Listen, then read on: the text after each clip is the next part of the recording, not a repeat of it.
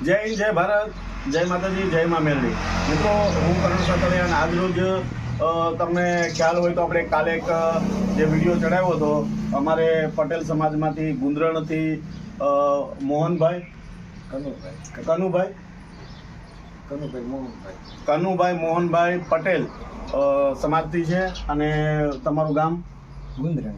હા, જે તમારી હારે આમ આખો રાખે જે તમારી સાથે જે ફ્રોડ થયો છે આ જે ઓલી નોટું વાળું, તો આ જનતાને આ મેસેજ સુધી પહોંચાડવો છે અને તમારા પૈસા કેવી રીતે મેં બચાવ્યા, બરાબર, એ ચર્ચા કરો.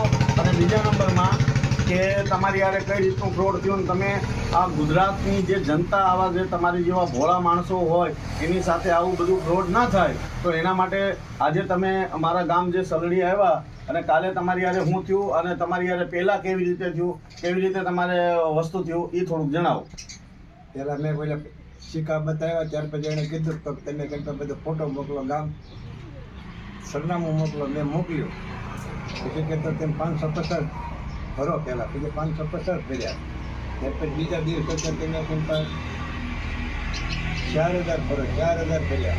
વસ્તુ તમે મારી વાત સાંભળો, તમને લાલચમાં કઈ રીતે નાખ્યા, હું તમે વસ્તુ બતાવી? તમને એટલે કે વિષ્ણુ દેવીનો સિક્કો હતો તો તમને 80 લાખ મળશે. 5ની નોટ રહે, 5ની નોટ ટ્રેક્ટરવાળી હતી, એમાં તમને 1 કરોડ મળશે.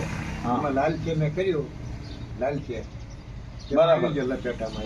એટલે તમને જે સિક્કાના 1 કરોડ કીધા અને ઓલાના સિક્કાના 80 લાખ સિક્કાના.